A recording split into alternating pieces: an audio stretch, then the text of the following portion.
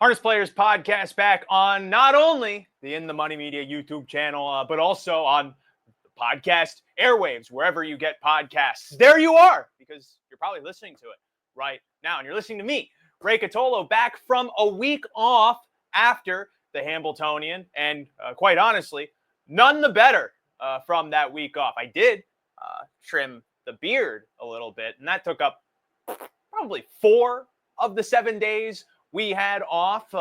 Nonetheless, harness racing continues with some big stakes action. We have a couple horses coming back from the Hambletonian this weekend over at Pocono Downs at Mohegan, Pennsylvania. That's going to be the spotlight of this episode. We're looking at the marquee races for Sun Stakes Saturday on August the 16th, headlined by the $300,000 Max Hempt Memorial and the $300,000 Earl Beal Jr. Memorial. As always, here on the Harness Players podcast, we have our staple co-host, Mr. Mikey P, along with many of the other stuff he does here on the In the Money Media Network. Of course, you know him as the host of many of the Assiniboia podcasts. He's on the Players podcast regularly. We have another man who you wouldn't know that he just got a haircut, but it's a haircut that delayed this recording by hours. And the main thing I'm wondering, Mr. Rallis, is just the dexterity of your barber for it to be so meticulous and for it to take as long as a coronary bypass, but it looks okay. Yeah, it didn't take 4 days like your beard shave, but you missed the spot. You should have got some of that mop that you have on the top. No product in your hair? You just come from the barber and you no product? Like, what's going on? You didn't tell me you were going to be on the show? You know what? I figured I'd just be natural, like Ray.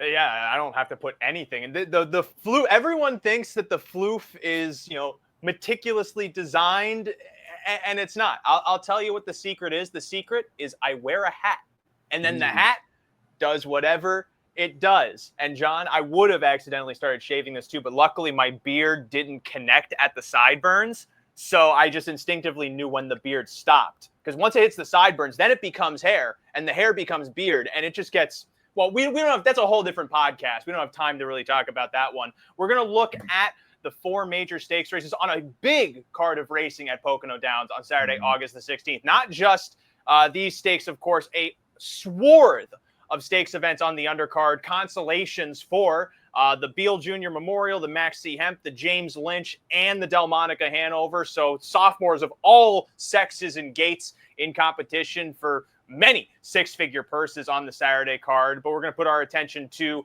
the main events, which are the finals, starting with race number 10 on the Saturday card at Pocono Downs. This is the grade 1, and I did confirm this is a grade 1. Nobody challenged me because, the program doesn't say it's grade 1, grade 2. I did my homework. I looked up the PDFs. Don't get angry at me on this. But there's a $250,000 race, and John, most notably, this is the first matchup between current division star Miki And Minnie and Canadian Horse of the Year last year, right? Chantilly. She was the Horse of the Year as well last year. They were supposed to meet in the Fan Hanover, but Chantilly, I don't know if she got into, a pack of light-ups or anything like that. She had some lung inflammation that took her onto the sidelines for a little bit, but she came back with a victory. Most notably, though, coming into this race, John, she raised a bit of a discussion about prep races and that sort that we see a lot, coming up to these major stakes. And, we talk a lot about a horse that maybe comes into a stakes race and they have a lot of late pace or something like that. And we know that they're ready for the next start. Obviously, Chantilly just traffic burdened in that Fillies and Mares Preferred at Mohawk Park, which ultimately cost her the victory and gave her the first defeat in her career. What do you overall make of that effort coming into a race like this, which also worth noting is the first time she's leaving Canadian soil? I think she looked exceptional in that most recent start. In between horses, though, you mentioned it perfectly, though, Ray, a traffic-ridden race, right? I mean, it was just tough that she didn't get a seam, and it's kind of a tough spot, right? Because I think it would have been nice to kind of market an undefeated filly coming into the spot. And had she got the job, if she does get the job done and we're able to maintain that undefeated record, I think that would have been even, even cooler. But obviously you mentioned the discussion. It's kind of tough sometimes when you're a 3-year-old facing older horses. That being said, I still think said 3-year-old was way better than the horses that she took on, right? I mean, we've seen so many different variations of the preferred level, at Mohawk over the past few years, and there's some sharp mares in there, but I think pound for pound, I think everyone can attest to this. Nobody has the gears that Chantilly has, quite frankly. So it was just unfortunate to see your undefeated streak, go, just kind of come to an end. But I'll tell you what, I think that's a filly who is going to be super brave coming into Saturday.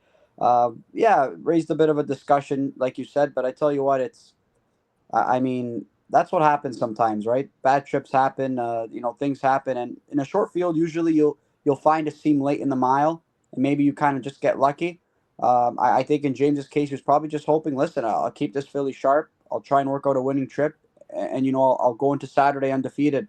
She wasn't able to find a seam, and unfortunately, she was placed, I think, last because I think she did make a little bit of contact or nearly make some interference with another rival because she wanted racetrack. I mean, Chantilly only knows one thing: it's how to win races. And obviously, she looked a little bit, kind of anger or eager to get that hole, and that seam never came. That's just racing luck. And Mike, John mentioned that Chantilly has gears that others don't. And that was a discussion going into the Fan Hanover because that was supposed to be the deciding factor of whether Miki and Minnie really was pound for pound better than this filly that we knew was good, but never really was in a position to get fully tested. And so I'm kind of curious for you in a situation like this, especially with how the race is drawn, with her getting post 6, Miki and Minnie getting post 2. How do you rate Chantilly's chances coming into this race? And as well as, do you think that maybe she could be an overlay or an underlay? I think she's an overlay. She's been 1-9 her whole life, and she's not going to be 1-9 this race. That's just not going to happen. The nature of that last race, most people aren't going to do the homework on that when they look at this. They're going to say, oh, what happened last time? She got beat. Now she draws outside. She faces, Miki and Minnie, who's been crushing every race that she's been in all year. And, Pocono is a quirky track. It's very interesting to me that this is the track they chose to hit the road with Chantilly so far because, she's been thriving at Mohawk. I mean, they could have came down and raced on the big track. There are plenty of other places that they could have showed up. They show up in this race. Maybe she's healthy. Maybe that this is the time for her to produce her best effort. But I mean, we've seen what's happened. Look what happened to Sylvia here at Pocono a couple years ago when she was unbeatable, and then she showed up at Pocono and she got on that turn and ended up making a break. I mean, there are things that this track can cause some doubt. I do think for this filly, and she has to prove it. If you like her, you're gonna probably get around. I would say probably close to even money in here, depending on what Miki and Minnie takes in the race. I do think that if you like her, and John, he definitely likes her. He'll probably think that that's an overlay and fire it in. I don't know. She needs to prove it for me. I'd be trying to, just in the race, I know it's probably one of the top 2, but I do like time of the season some. She's 10-1 morning line, and she's going to be higher than that. And I do think that race in the Audio Volo at the Meadows, that was a vicious smile, really. I mean, she went 49-2 that day. And she was Dexter's choice there. Now, obviously, he's not going to show up on that one here, but she draws inside. The top 2 could go after each other. They could be that showdown. I do think she's capable at a really big price. And we've seen things happen like this before, especially at this racetrack. So this isn't a race I don't think you want to mess around with favorites. I think you want to take shots. John, Mike said potentially even money on Chantilly in this. There's a part of me that feels I think that Miki and Minnie is probably at highest, 3 to 5 inside of this race. I feel like off of that rate, and given the draw as well, you might be looking more at like 6 to 5, 7 to 5 on Chantilly. What are you thinking, John? I don't think that's too far off from the even money that Mike was I guess suggesting. that's true. It's nitpicky. Yeah, I don't think it's that far off. I mean, if you get even money to 7 to 5, look, again, it's like we touch on it all the time. If you're betting a sporting event, right? I mean, you're betting 2 sides. So if you're getting even money 6 to 5 on Chantilly, that's essentially a plus 100, plus 110 or 120. If you really think it's a 2-horse affair, like many people do, including myself, that's a great number. To Mike's point, you're going to get a good price on either filly, given the fact that these 2 hook up. So if you like Miki and Minnie more, you'll get a fair price on her. You'll get a fair price on Chantilly because it seems like whenever they are kind of hook up against rivals outside of one another, they're always such a short price. So you're going to get a good number on either one. I'm curious to see how the trip scenarios are going to work out, though, right? I mean, even with Miki and Minnie, you could see that Dex had to get after a little bit. I spoke with Chris Ryder after that win on Hambo Day, and he said, yeah, she just gets a little bit lost on the lead. You could see Dex having to kind of call upon her. You know what? It gets better with maturity, and she's got so much speed and all that. But I think when you're facing a filly like Chantilly, I think you don't want to give them a little bit of vulnerability, right? You want to, if she's coming full force, again, she's got gears. I mean, we've seen it, but we haven't seen these two hook up. But Miki and Minnie's got gears too. But I think you want to just try and have put forth a pretty clean effort. But I'm more fascinated in how the trip scenarios are going to work out. And to Mike's point, I mean, we've never seen Chantilly on a small track.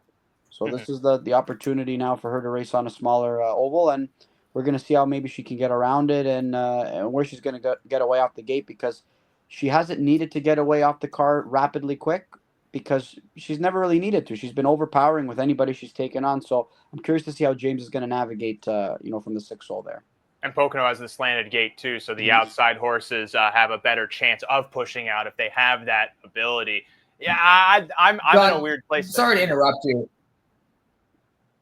Sorry to interrupt, but I just want to, the fact that she got locked in last time, doesn't that sort of change the game just a little bit? The fact that maybe they might be more aggressive here, that they don't want to get locked in, that they're going to want to be forward here, especially given the draw.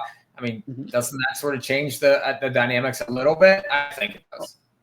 Absolutely. I think that, again, it was, I think they were this is a race that they were probably pointing towards. You heard George Millar openly talk about it, James talk about it, Nick talk about it, how the excitement level of taking on a horse like Miki and Minnie. They want to make a statement here. I honestly think both trainers, both drivers want to make a statement and see who's got the best filly. I mean, it might not prove a point come year's end, but I think there's going to be a lot of chatter, and I think whoever wins that head-to-head matchup Saturday is going to get the upper hand. Well, and again, I can't really make odds and ends of if I would even think 6-5 is a good price on Chantilly from that spot. But on the assumption that, hear me out, 'cause my assumption is if James puts her to the front, it's her race to lose.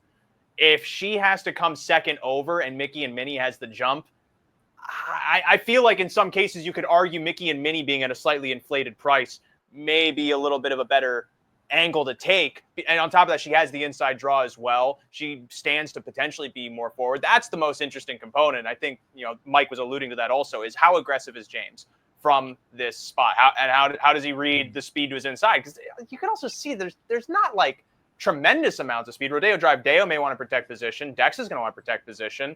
Otherwise, it's just going to kind of be a gambit of, what kind of checks do Gingras and McCarthy want from posts 3 and 4. They could probably go forward as well. It's an interesting race, the 10th. Let's move on, though, to race number 11 on the Saturday card. This is the Delmonica Hanover Grade 1 event for 3-year-old trotting fillies resurfacing here. To some, a surprise winner. To the betting board, no surprise at all. She clicked to be the favorite in the late stages. Conversano, the 5-2 morning line chalk in the Delmonica Hanover, making her first start from the most picturesque trip that James McDonald could possibly get in a catch drive in a major race. Gets a great draw here, John, this time around. Draws right outside of a filly that I think is fair to say, what do we do with her? What a bid Hanover. I feel like if she had a better performance on Hambletonian Day, this would be a great rebound spot for her, even if she was second, even if she was third. But at this point, this is a filly that you thought was going to be the Oaks winner last year. What are you thinking about her? Oh, I think if you really think she's got the talent that I thought as of last year, I think you go to the windows and hope that she can work out all her courts, and you're going to get a pretty good number. We haven't seen anything close to what we've seen earlier on this year, as well as last year. And it's just funny how racing works. The racing gods work too, right? I mean, it's just unfortunate she locked in trip after locked in trip, and you think those kind of efforts are going to braven her up and set her up for a monster 3-year-old campaign, and that hasn't been the case, right? I mean, she gets beat at the Zwag. She doesn't make the Hambletonian Oaks final. She breaks on the first race of the Hambletonian card. Look, I think in when you're handicapping, especially, you've got to be able to adapt. And right now, she's not even close to the best filly in this race. Heck, the Hambletonian Oaks winner isn't even the best filly in this race. It's Tillie. And I think given her the way she's kind of progressed this year, even the trips that Todd's been able to work out with her, how do you go against her in this spot? Look, there's some really nice fillies in this race. Look, the best filly on the Hambletonian Oaks in the Hambletonian Oaks final to me was Delmonica Hanover. She got the worst trip of them all. She finished up the best. I mean, if she was closer, worked out a better trip, she's probably in the winner's circle. But I mean, you could say, what if this, what if that, right? At the end of the day, Conversano was probably the body of work all year. She had the best body of work going in. And she ended up getting the job done with a really nice trip and a really nice drive. So, yeah, she's coming into this race sharp. But I think that we can agree there's some fillies with, much bigger gears than some of the ones that competed in that lucrative final. Yeah, I was going to get to Yo Tillie next. Mike, last time we had talked about Yo Tillie on a round table. It was a discussion of whether the outside post would be too cumbersome for her to get forward, and she was able to land in the perfect part of the shuffle and brave the outside trip to still decimate her competition. She's in a somewhat similar spot here with an outside post, the slanted gate to somewhat help her. After that performance in the Tompkins Gears, are you more inclined to think that she could just go out of there from that outside post and flex her muscle again, or are you looking maybe elsewhere? I think she can do whatever she wants because she's the best horse. And I think that the smaller track doesn't give her an issue at all. And they can do whatever they want with her. Whenever she decides to go, she's going to go and she's going to overwhelm these. The other ones just don't do much for me. I mean, if What a Bid was in form, that would be an interesting alternative, but she's not. And, you got to be wary of Aki, especially on a 5H track. And I would think he's going to put this one forward here. Even coming off those two breaks, I do think that he's the key to the race, really. I mean, Conversano got a perfect trip, and you don't want to bet horses off perfect trips like that. Now, she's coming to form, and she has 7 wins this year. So it's hard to fault that. She finds a way to win races, and the one race she did lose, I mean, she had the 10 posts. So it's hard to argue that she's right there. It's just a matter of, is she good enough to beat Yo Tillie at the top level? And I just don't think that she's fast enough. I think Yo Tillie controls the race. Maybe that outside post helps boost the price a little bit. We'll see what kind of money the two takes in the race. But, here again, you're looking at a very, I think, stingy favorite here. Delmonica Hanover, I want really no part of until, this one can prove that maybe they have a little bit more gate speed, because she's going to have to come from last. So who's going to mix it up, set it up for? Pocono's not that kind of racetrack. It's just that it's really difficult to come from very far back at this place unless things, go crazy up front. So give me Yo Tillie, and I would try to probably beat Delmonica Hanover out of Maltese. Probably try to beat What a Bid. Maybe you're looking to the Arch Arms or something to fill out tries. Maybe the one that'd be another horse you could use that could get early positioning. So that would sort of be my I think strategy in the race. I would single Yo Tillie on all tickets. I should note though, just don't want to chime in. I mean, What a Bid, some interesting tidbits from Sarah Swanstead on Hambo Day when I did go into the paddock prior to the card. Mentioned that she was in heat in her elimination, as well as, I don't know if that carried over into Hambo Day, but she made a miscue yet again in the opener as she was coming first over. So curious to see maybe if she can put it together. Is she going to have enough to beat Yo Tillie? I haven't been shown any indication that she can so far this year, but we know the talent is there. Well, what's the jargon on that? Because I know in heat, I was a teenage boy once. It means something potentially really different. I don't recall that she was like lathered. Were you going into heat as a child? Like, were you? There are so many different contexts. Like, you read a James Joyce novel, it means something. It means something completely. I'm in heat right now, but that's because the studio I'm recording in is at least 100 degrees. I just didn't know, John, if you had it, because I don't recall if she had like any sweat or anything like that. What like anatomically that means? Well, I think it's just also their mind. They just can't focus on their tasks, right? And I think you could see just a little bit erratic. I think it caused some her to focus outside of what she's so good at doing and chasing down horses, racing. And you could see it again, just never really looked quite comfortable. I think that's ultimately what it came down to. There's a lot of times, sometimes you'll look at fillies and wonder why they didn't have that extra level of pop, or why horses didn't put forth certain performances, and maybe they didn't kind of look like they were focused per se. And obviously being in a paddock so many times, I mean, the studio at Mohawk got the luxury of just walking right out the studio and talking to connections and just figuring out, talking about what they thought of their horses' performances. And there's a couple trainers who will tell me, yeah, you know what, John, she was just in heat. I've heard that a couple of times, and it's kind of reflective on the performances as well. For however that impacts them, it seems to impact them. But it certainly seemed like her mind wasn't to task, because breaking issues really weren't her thing, though, with What a Bid, right? And then she's coming off back-to-back breaks at the most inopportune moments. I was just going to check, because if she was in heat, I don't know that this is going to be a good weekend for her, because it's going to continue being hot in the northeastern Pennsylvania corridor. Let's talk about race number 12. It's the first of the Open Sophomore Event Finals, $300,000. It's a Grade 2, though. Max Hempt Memorial. 8 go postward here. A lot of familiar faces. A rematch from the Adios between Prince Hal Hanover, the Adios victor, Swingtown, the Adios second place finisher. That's what I thought. And then Twisted Destiny, the Adios third place finisher. And they draw, coincidentally, posts 1, 2, and 3. People would say they drew those posts ironically, but they would be wrong. John, given that this is a slanted starting gate at Pocono Downs, first and foremost, I think we do have to wonder, is post 1 a great spot for Prince Hal Hanover, given just the tear he's been on currently? Yeah, it might not be, because I think there's a handful of horses that are going to want to leave, right? I think Dandy Ideal is going to want to be aggressive. I think Dex is going to be aggressive. I tell you a horse that's a bit of a wild card too here. I don't want to give up on Rick Wink just yet.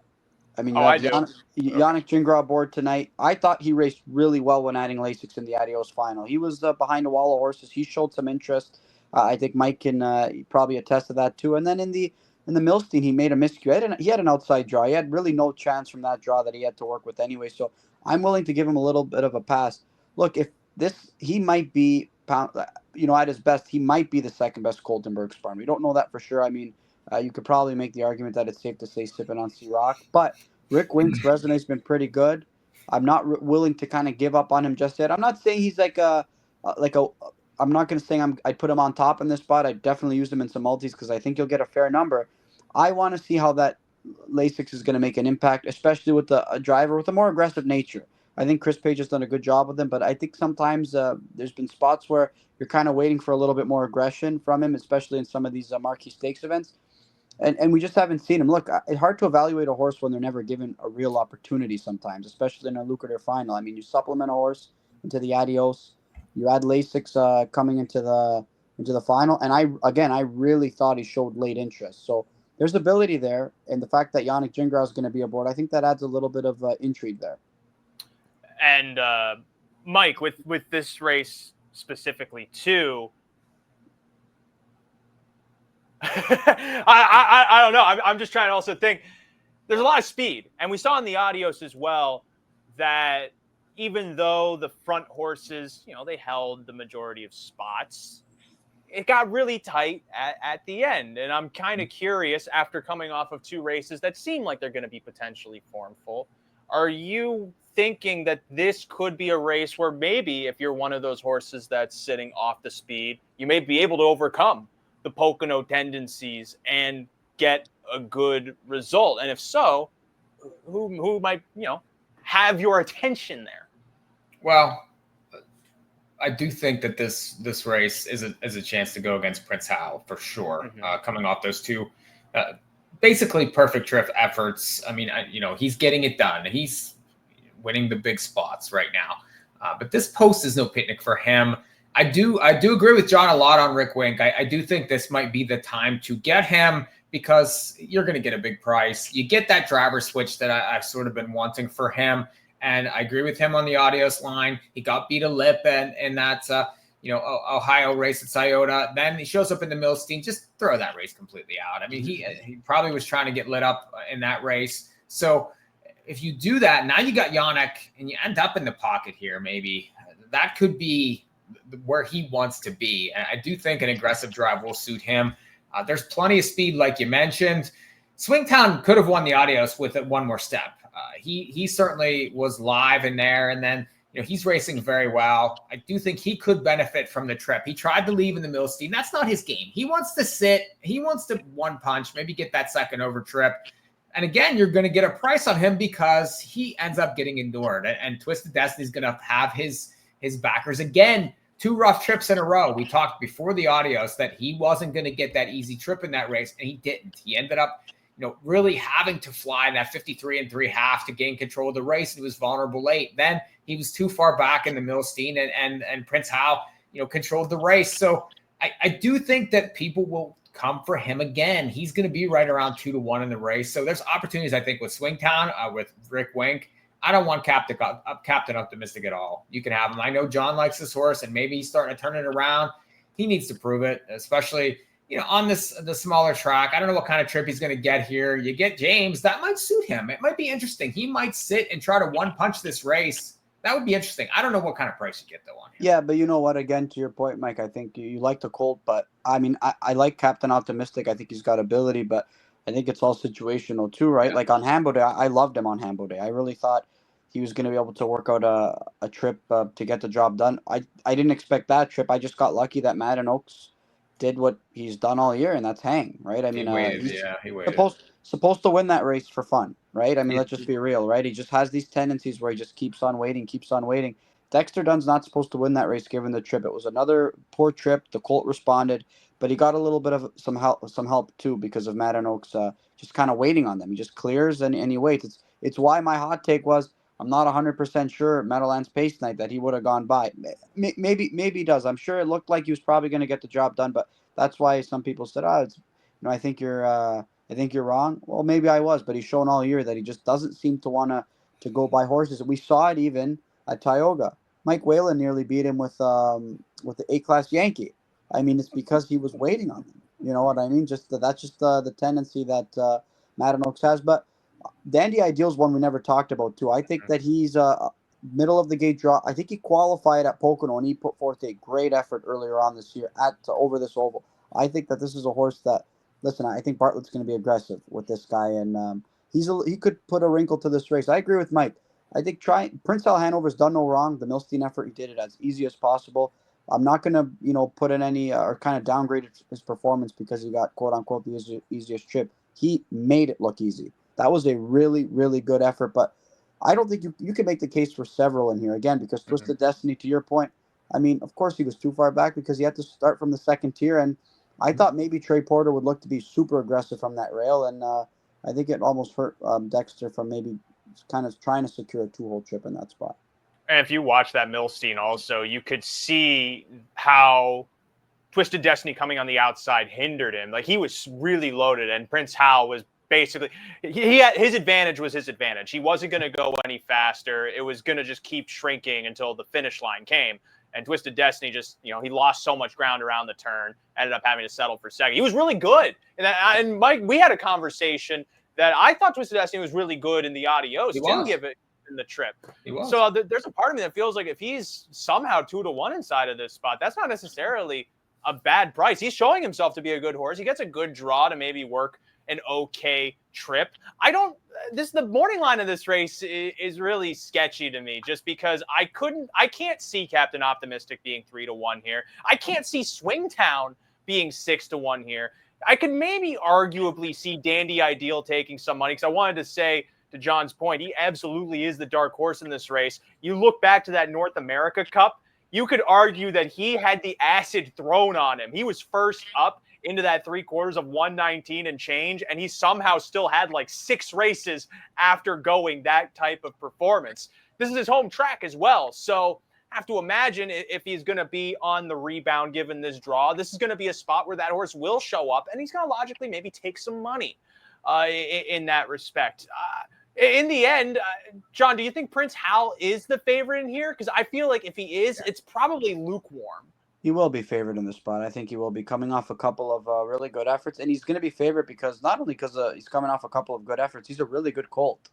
He deserves to be favored in this spot. So I'm like Mike, though I just feel inclined to play against him, but it wouldn't shock me if he got the job done as well. But again, there's other colts in here that you can just take value on, and I'm willing to play against him. But again, to your point about morning lines, what morning line on this card is any good? I mean, they've got Miki and Minnie and Chantilly 5-2 and 3-1 respectively. Just toss every morning line and just abolish them. Yeah. Yeah, for sure. I only raised the point on Prince Hal because there's so often these types of races where we have this consensus opinion that there could be value elsewhere, and surprise, surprise, that turns out to be a broader consensus opinion, and you have a warmer favorite or colder favorite than you might have thought just based on how the race looked. Right, real quick. But when we're talking morning line, most people, the people that are watching this show know this, but for the public, they look at those things. They put a lot of credence into that morning line, and for a regular horse player, a person that's looking at these programs every day, we could pick apart morning lines in any race any day. We can find the holes, we can find the mistakes and things. But the lay person, the person that shows up on Pocono for Sun Stakes Day and looks at that program, they're not looking at it the same way. They look at that morning line and they put a lot into that when they're making their wagers. So it means a lot more to those people than it does to us. And, bet accordingly. So for sure. I think, though, to that point specifically isn't going to be reflective in the pools. You're going to see more of the sharks guiding the odds a certain direction than the retail lay players like that, just because they only compose like X percentage of the pool. They might be they might be an odds maker by like half a point or a point, depending on the situation. But all of that aside, one more race for us to talk about here on this show. It's the Earl Beal Jr. Memorial, $300,000 3-year-old trot. We have 1, 2, 3, 4, 5 horses from the Hambletonian final making their first starts from that $1 million race. None of them the winner. And, there's a reason why the Hambletonian winner is not here. He tore a suspensory. So he's going to be out for the rest of the season, that being Nordic Catcher. Suspensory, I've heard that injury my entire life. If you ask me to point out a suspensory on a horse, I would point at 5 or 10 different things. I'm going to guess it's in the leg, because if you think about how a horse is, the leg is suspended. And so it would be logical then that ligament or muscle, it could be a muscle, would be called a suspensory. He's not here. Maximus Miris also not here. John, do you have the skinny on that? Because I missed that he's out for the season too. I missed, I missed that too. I was working alongside Derek at the Meadowlands, and he kind of brought it up. I didn't even see it until he mentioned it, but just never looked right, though. Even leading up to Hambo Day, just never looked comfortable. That's why I was so amazed at his performance in the elimination. And you heard Lucas Wallen openly talk about that. They did a bunch of vet work to him to kind of get him right, and they think they might have figured out what the issue was. He was kind of like almost like the sharp horse everybody spoke about. If the trip works out, it's going to be Maximus Miris, but he never looked comfortable again. And I don't think fortunate that they're shut down. Unfortunate Nordic Catcher is shut down as well. But we've still got a pretty good group of trotters, I'd say, in the sophomore division. And this race specifically, how could you not argue that this is Super Chapter's race to lose? Just given, he could have been the Hambletonian winner in just a matter of steps. He got a really good trip from Yannick Gingras picking up that drive, just had 2 game of a horse ahead of him to overcome. And on top of that, John, he's been the speedster of this division. If you need a horse to go and cut a mile and do so strongly, he's always got more muscle than everyone else coming onto a track like Pocono. Like this seems like a whole bunch of variables marrying together for him to have a good shot here. Oh, he's going to have a great shot, and I think he's going to be the deserving favorite, the one to be. There was obviously some people debating, should Yannick have removed to the lead on Go Dog Go in that spot? Todd was rolling. I thought, to your point, Ray, Yannick gave him a perfect trip. A horse in Oka's case is supposed to tire in that spot. Going that kind of trip and looking a horse in the eye who's just rolling along. Nobody was beating Nordic Catcher on that day. He was super. Nordic Catcher, Super Chapter put forth a good effort. I'd be remiss not to try Emoticon Legacy in this spot, though. I really would be. Middle of the gate draw. You could tell those outside horses, though, Ray, they couldn't gain. Emoticon Legacy didn't even race poorly. You just couldn't gain in that Yeah, all spot. day So, long. yeah, it was just I like the inside draw better for the middle of the gate draw better. Obviously, you could say that about so many horses, but I think that this is a spot where you look at this race and you survey it and you say, okay, I mean, I think in Louis' case, if you're looking at this race, you're thinking there's only one horse I got to beat, essentially, right? That's Super Chapter. I think the Hambletonian, you look at it and there's so many contenders this year. We all viewed it that way, and you start analyzing how's the race going to shape out and whatnot. I'm going to try Emoticon Legacy in this spot, hope that he can work out a pretty good trip because we know the talent is there. For me, there's only one other horse that I think is like the biggest wild card and a horse trending in the right direction, and that's On a Jet Plane. But I don't. Do they report swing changes at Pocono? I No. don't know. I mean, this is a horse who, I mean, when he goes barefoot, he just puts forth a really good effort. I mean, look, he went 51 flat on the on Hambo Day without the shoes. I mean, he crushed. He put the shoes back on last week at the Meadowlands. Nico Karma on the bike. He put a pretty good effort in. This is a good colt, but you can only pick and choose when you're going to go barefoot. I think when he's facing the upper echelon trotters in the division, he has to be barefoot to be competitive. But I'm going to try Emoticon Legacy. I know Super Chapter is the one to beat, but I'll try the Luke Blade trainee once. I tried him in the Hambo. I got to try him one more time in a spot where the field is a lot less, not as deep as that $1 million final.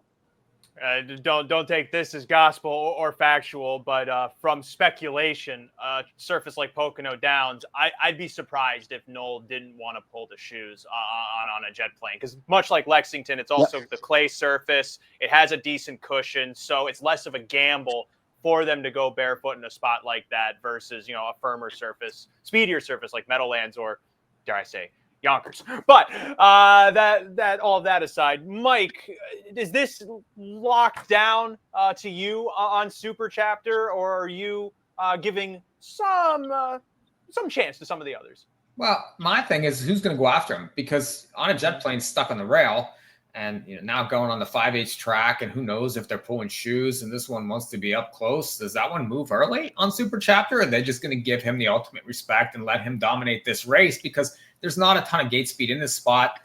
What does Emoticon Legacy do? One, John, what kind of trip does he get, and what kind of price do you get? I mean, are you really willing to accept like 5-2 in this horse? Because he's the only other horse that's going to take money in this race, and I'm not sure what kind of trip he gets, really. I mean, Super Chapter is definitely going to control the race. So how does he win this race? Does he need second over? How does he end up in the second over trip? Aren't they going to be looking to follow him? What scenario other than that he's just better that makes you think he can beat the favorite? Louis needs to leave. I think in these. He hates leaving with him though. You have to leave. I mean, you got no choice. But listen, when you're in these spots, you have to. You got no other choice. I mean, we saw that he left with Lasting Dream in the Hambo Oaks elimination. Obviously, the trip scenario didn't work out in that spot. He left with her on the Hambo Oaks card. And that's a filly I'm sure that, obviously talking to Louis and Luke after the race, they were just like, that's a filly that could have very well been in the Hambo Oaks and very well could have won the race. I mean, she's got ability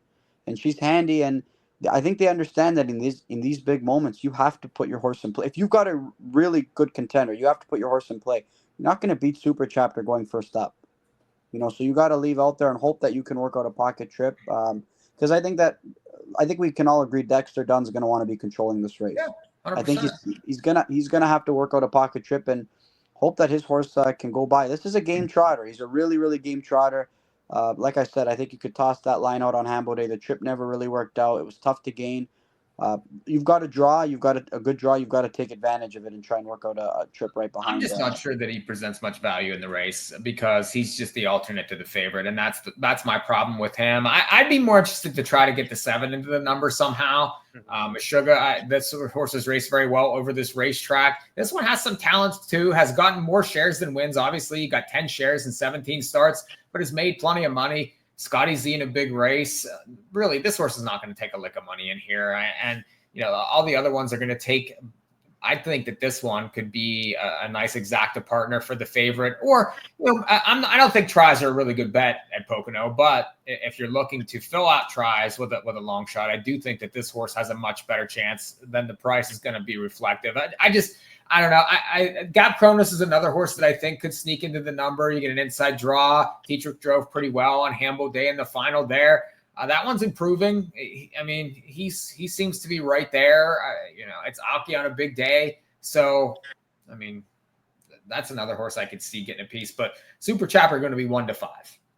Meshuggah, I agree, probably provides some kind of value inside of this race. He has gate speed as well, as you mentioned, Mike, in a race where most of the horses don't tend to show much speed off of the gate. More than anything, though, Meshuggah has shown himself to be a great pocket rocket. I don't think good enough if Super Chapter's leading the way for him to be able to skirt up the passing lane and get a win, but it should at least brighten him enough that he could at least hold second or be an exacta contender inside of a spot like that. Yeah, and if he's like 10 to 1 or something like that inside of that race, he could potentially be the 4th choice. He'll be more than that. Way more. The Super Chapter's 1 to 5. That's going to inflate the odds and everything. But I'm speaking more of just like trying to conjecture what the exacta might be. Okay. I think if you can get 11 to 1 on that exacta, that's not bad. That's not bad inside of a spot. I think like it'll that. be double that, at least double that. It's tricky. I don't know how I just don't know how he's going to get involved in this. He's going to leave. That's what he has to do. That's the same. I mean, we're taking your argument for Emoticon Legacy, but applying it to a horse where it's actually going to happen. That will be 30 to 1. Not 2. I want to note also, John was sitting like this, and then Mike said, "What are you going to get? 5 to 2?" And all of a sudden, John went. For the audio listeners, like John just grimaced. He got so excited thinking about getting 5 to 2 on Emoticon Legacy. You won't get 5 to 2. You'll get more. You'll get more. Okay, you might get 7 to 2 on him inside of the Earl Beal Memorial. All that though, final thoughts here for Sun Stakes Saturday. By the way, a big thank you to the United States Trotting Association who have helped us put on this show. Last year, they were a supporter of us, and they helped us put on coverage for Sun Stakes Saturday. They came back again. They'll also help us cover some races later in the season, including that big Kentucky Futurity Day at the Red Mile and other various shows to come here from the In the Money Media Network. But otherwise, John, you mentioned some other races that you might be wanting to key in. I wanted to give the final thoughts to you. We talked about the main 4. Are there any horses racing on the undercard that you think might be worth a shot or two on that Sun Stakes Saturday? I'm going to take a shot with Lasting Dream again. Is she not kicking off the card on that Saturday? I'm not sure what race she's in, but I'm going to take a shot. I think she's in the first. I'm going to take a shot with her once again. I thought that was a good effort. I think she's a nice filly. I think she's facing some other ones. We're going to take some support. Did she draw the rail, Ray? Yeah, she did against Lady Landia. Yep, take a shot. I'll take a shot right back with Lasting Dream, hoping she can get the job done. And the consoles that offer some pretty good $75,000, some pretty good money there as well. I think it's a great card. Just a great card all day long.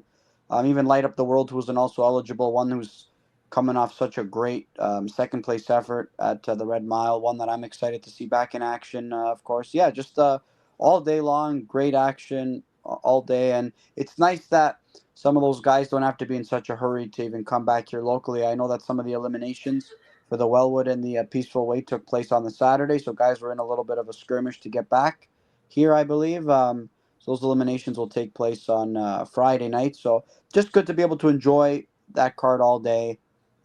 Great day of racing as always. I mean, it really is.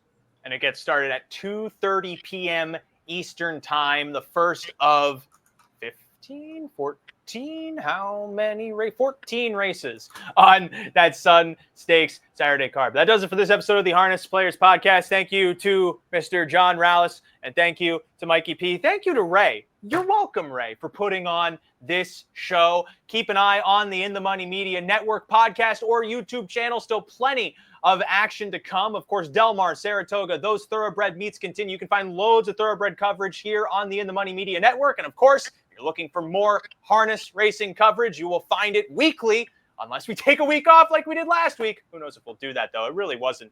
It was pointless, honestly. I sat around. I did things I enjoyed. You can't do that on the Harness Players Podcast. So we'll be back for more harness racing action here on the In the Money Media Network.